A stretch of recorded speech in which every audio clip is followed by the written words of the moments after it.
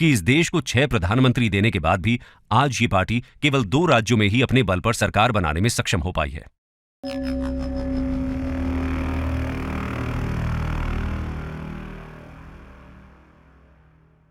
In my belief, Congress is tottering to its fall, and one of my great ambitions while in India is to assist it to a peaceful demise.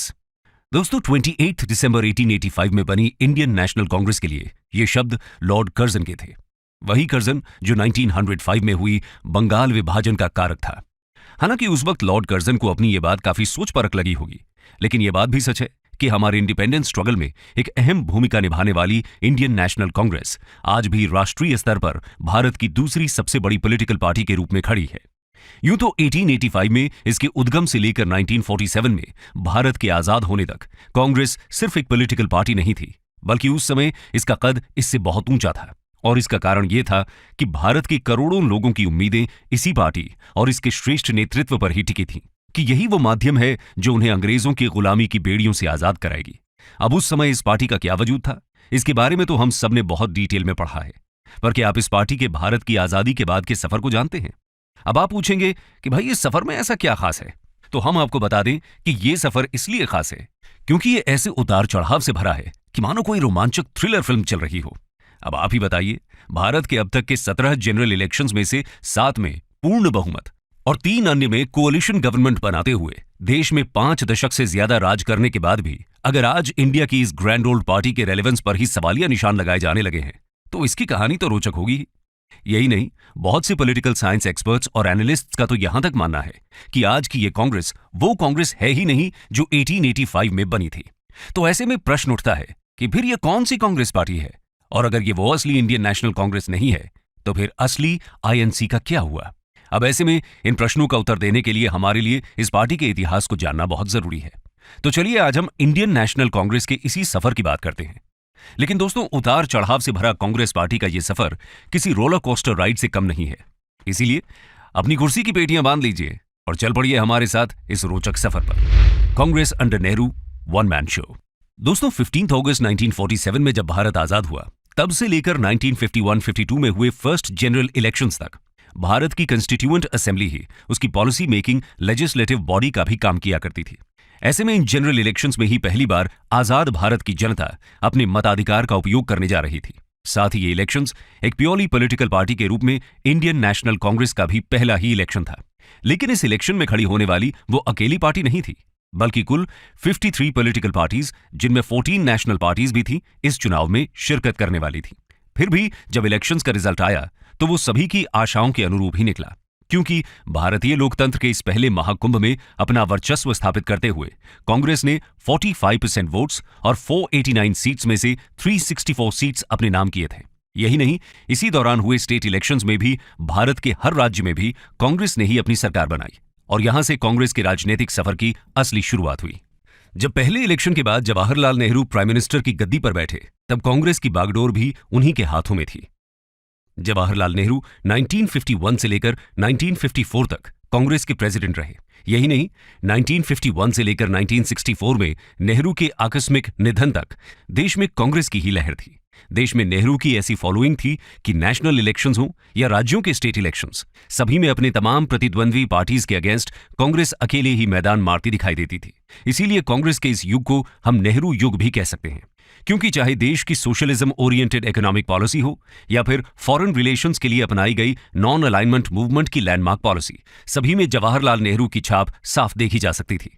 यही नहीं, national और state दोनों ही जगह कांग्रेस का एक छत्र राज होने से इन दोनों के बीच अच्छा सामंजस्य था, जिससे इंडियन कॉन्स्टिट्यूशन में फेडरलिज्म संबंधी प्रावधान होने के बाद भी देश में एक तरह का यूनियनिज्म ही स्थापित था।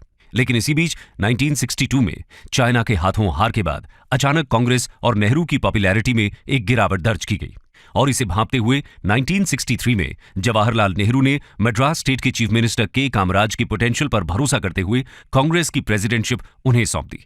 जवाहरलाल नेहरू का मानना था कि इस घड़ी में एक वो ही हैं जो कांग्रेस को रिवाइटलाइज कर सकते हैं।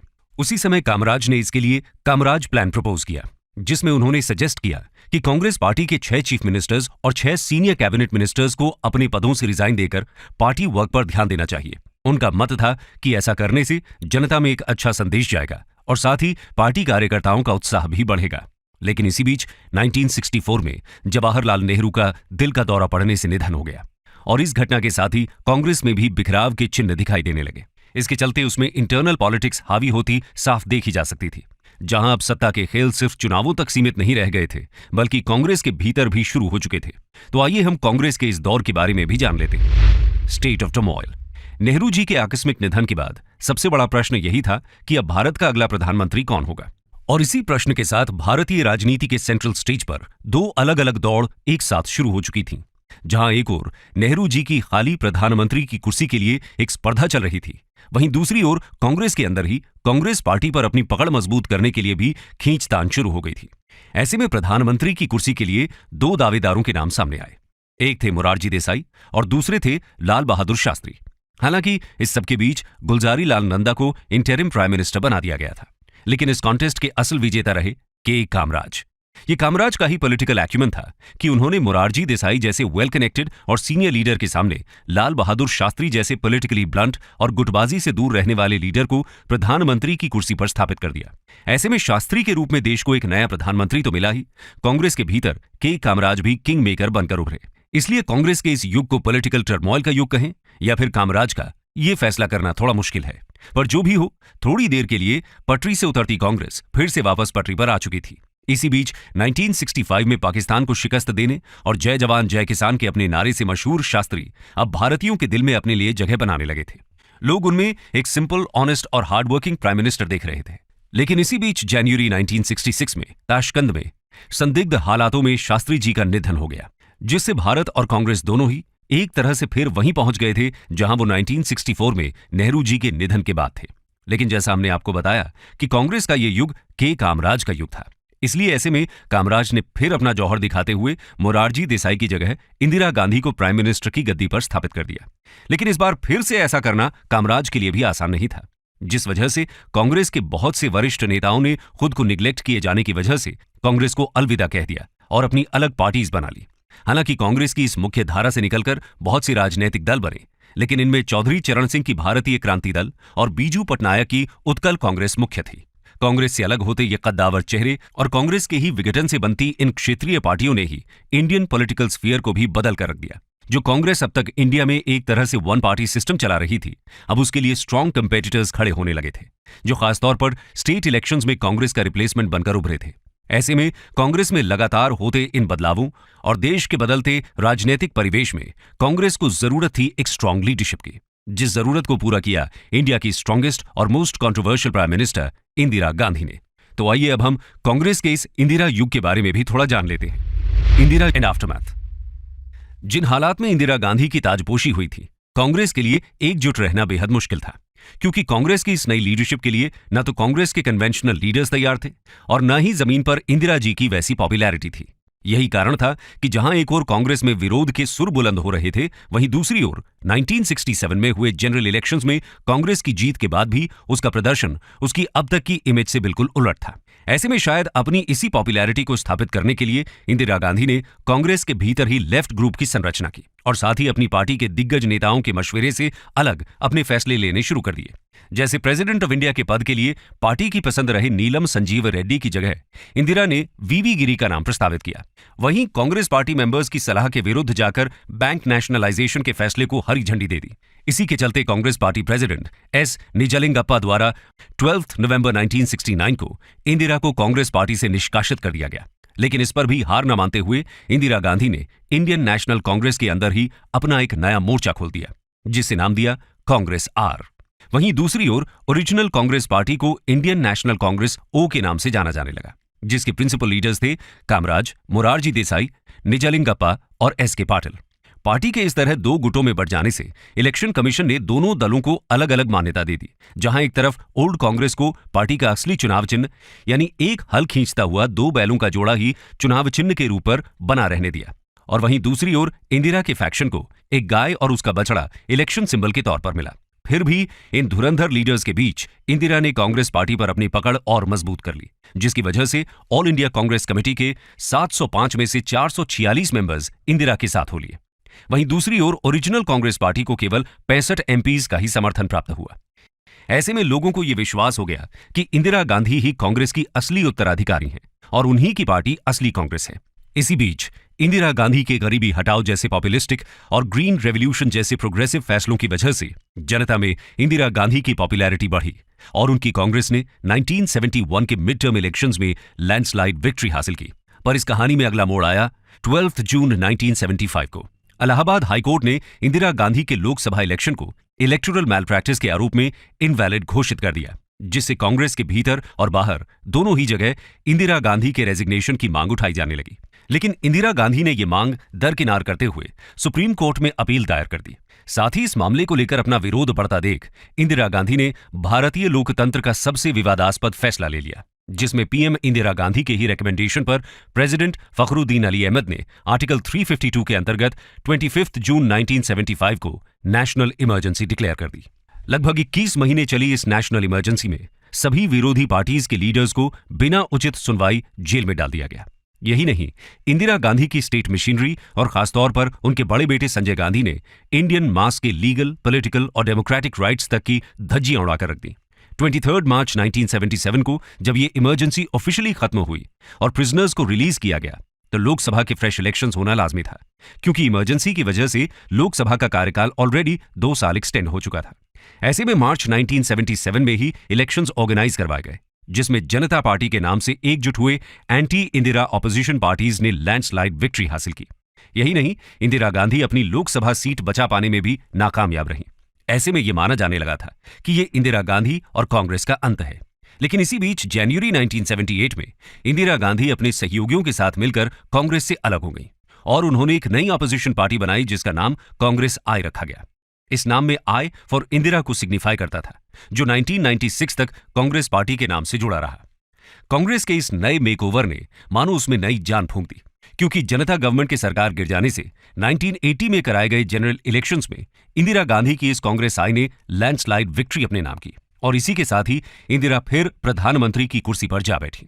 वहीं 1984 के जनरल इलेक्शंस में इलेक्शन कमीशन ने भी ये डिक्लेयर कर दिया कि ये इंदिरा की कांग्रेस आई ही असल कांग्रेस मानी जाएगी।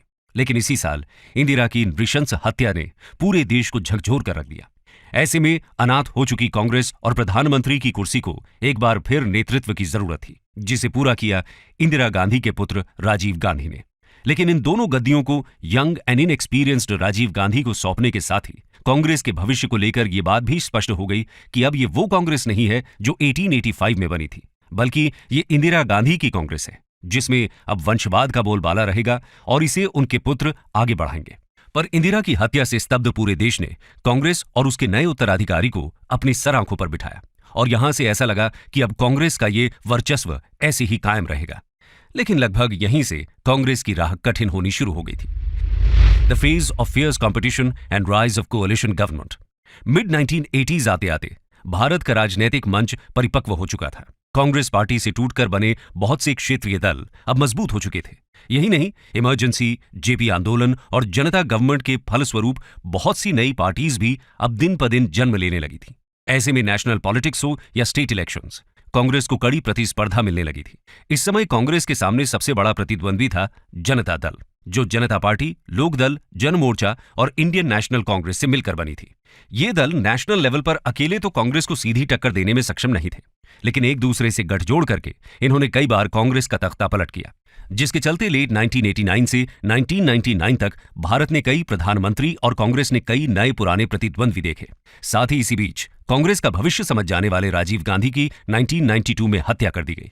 ऐसे में कांग्रेस की बागडोर भी कई हाथों में गई, जिससे कांग्रेस के गिरते वर्चस्व को साफ देखा जा सकता था। लेकिन कांग्रेस में इस उठापटक के फेज को खत्म होते होते भारत की नई सबसे बड़ी पार्टी बीजेपी का उदय हो चुका था, जो अब नेशनल डेमोक्रेटिक अलायंस के रूप में इन सभी छोटे छोटे दलों का नेतृत्व करने की क्षमता रखती थी। वहीं दूसरी ओर 1996 में कांग्रेस आई ने भी अपने इंदिरा गांधी के समय जुड़े इस आई को अपने नाम से अलग कर दिया और फिर से केवल इंडियन नेशनल कांग्रेस के नाम से जानी जाने लगी।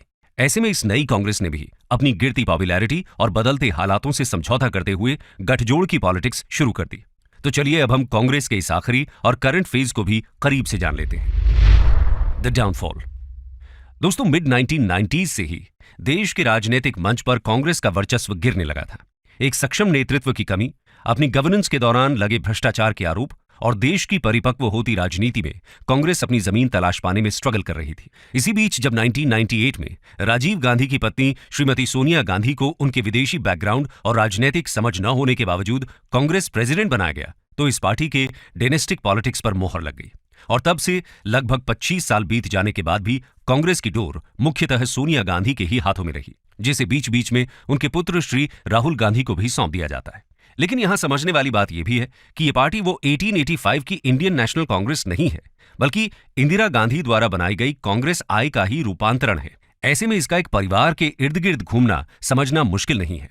हालांकि ये बात सही है कि 1998 के बाद भी कांग्रेस ने 2 कंसेक्यूटिव टर्म्स में देश पर शासन चलाया, लेकिन ये शासन भी यूपीए यानी यूनाइटेड प्रोग्रेसिव अलायंस के नाम से गठजोड़ से ही संभव हो पाया था। उस पर भी इस सरकार को रिमोट कंट्रोल की सरकार कहा जाता था, जिसका कंट्रोल कांग्रेस प्रेसिडेंट के हाथ में था। यही नहीं, अगर हम आज की स्थिति में भी देखें तो कांग्रेस अपने सर्वाइवल के लिए स्ट्रगल करती दिखाई दे रही है। बीते 2 दशक में नेशनल लेवल पॉलिटिक्स में 1980 में जन्मी बीजेपी और स्टेट लेवल पर बीजेपी और उसके बाद जन्मे बहुत से राजनीतिक दल कांग्रेस से उसकी जमीन खींच चुके हैं। और इसका कारण अब भी वही है जो लगभग 2.5 दशक पहले था, यानी सक्षम नेतृत्व की कमी और डायनेस्टिक पॉलिटिक्स। यही वजह है कि धीरे धीरे न केवल जनता इस पार्टी से डिटैच्ड होती जा रही है, बल्कि इस पार्टी के ही शीर्ष नेतृत्व एक एक करके इसका साथ छोड़ते चले जा रहे हैं। पर फिर भी ये बात सोच का विषय है कि इस देश को 6 प्रधानमंत्री देने के बाद भी आज ये पार्टी केवल 2 राज्यों में ही अपने बल पर सरकार बनाने में सक्षम हो पाई है।